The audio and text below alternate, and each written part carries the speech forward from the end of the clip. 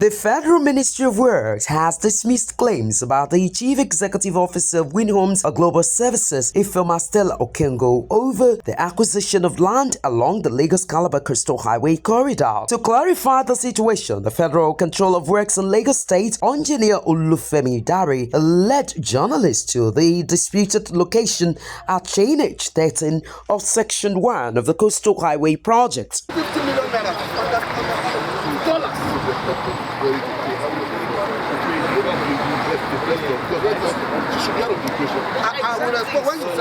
Engineer Dari explains that the marking of the buildings within the highway corridor was carried out jointly by the Federal Ministry of Works and several Lagos state agencies, including the Ministry of Works and Infrastructure, the Ministry of Fiscal Planning, and the Lands Bureau. According to him, officials encountered more than 200 buildings within the proposed right-of-way during initial inspections, and he said eventually it was decided that the road will be realigned to the very points. All our projects in Lagos State, and that's one of the reasons why we are here, and also to put some information on the social media in proper perspectives. I brought you to Chain H13, kilometer 13 of the Lagos-Calabar Coastal Highway Section 1. And then where we are, you can see my back, we have an estate called Ocean Bay. That's the name of the estate. And if you can view it from here, I'll be very glad. Let me start by saying that the marking of buildings, at the beginning, the marking of buildings that were done here, it wasn't done in isolation at all. It was done in conjunction with Lagos State government. And let me hasten to say that the Lagos State Ministry of Works and Infrastructure, the Lagos State Ministry of Physical Planning, the Lagos State Lands Bureau, the Surveyor General Office, NTDA, and all others were involved in the marking of structures on the right-of-way of the Lagos-Calabar Coastal Highway. We had not less than 4 representatives from each of this ministry I have mentioned. The controller also stated that records available to the ministry show that the land owned by WINHOMES at the location measures about 12.07 hectares, noting that the portion affected by the highway project is less than 4 hectares, which is taken by the federal government. So many lies on social media. You heard of $250 million investment.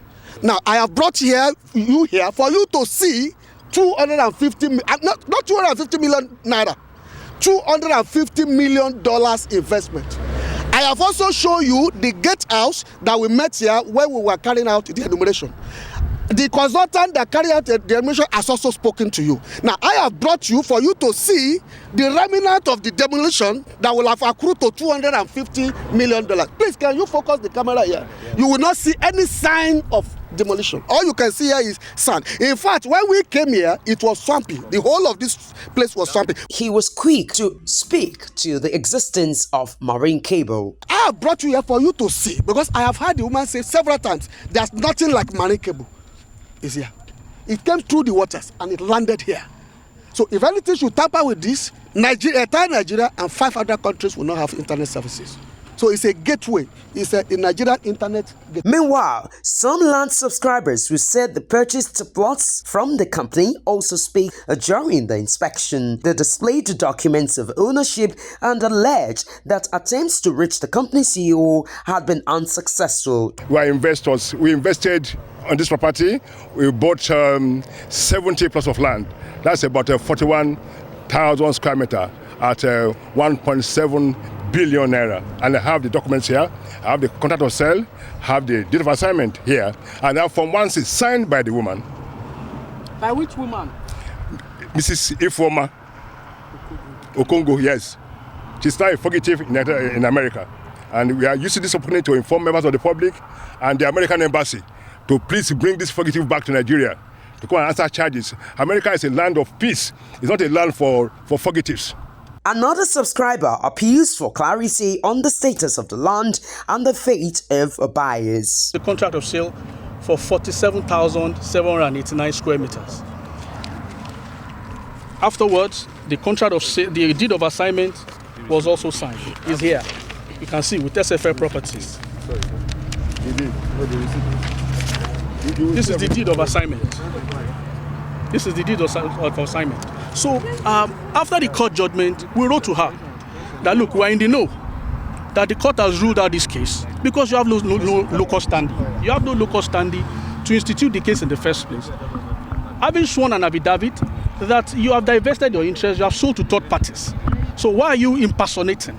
So at this point that we have shown our face, we are here to claim ownership of our land. We are taking full possession of this land here. In her reaction, however, the Chief Executive Officer of WINHOMES Global Services, Stella Okengu, insists that the company legitimately acquired the land and maintains that significant investment has already been made on the property, contrary to the claims that there were no developments on the site, although she agrees that indeed there are no buildings on the land. Rebuttal of press statement issued by the Federal Controller of Works and some faction of subscribers regarding WINHOME Estate and Lagos Calabar Coastal Road controversy.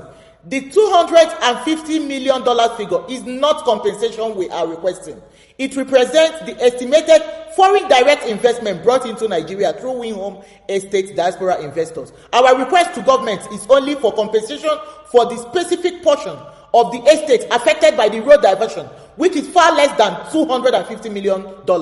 Under principle of compulsory acquisition, government may take land for public use but must provide fair compensation for affected properties and improvements, especially property taken illegally like WINHOME Estate. On claim that only a gatehouse was destroyed, what existed was not just land but a developing estate. Work already done includes forest clearing, grading, internal road layout, over 30,000 truckload of sand filling, drainage works, road construction, community settlement, gatehouse, and the foundation stage of proposed 21-story building. These are recognized improvements that must be considered in any compensation assessment. While Okongo insists that there has been significant investment on the land, including infrastructure development, and that the federal government should formally engage her company regarding compensation for the 4 hectares affected by the highway project, the Federal Ministry of Works maintains that the realignment of Lagos-Calabar Coastal Highway follows due process and was aimed at reducing the number of buildings affected by the project. It remains to be seen how this matter will be settled. Only time will tell. Adenike Ajiboye, Super Screen News.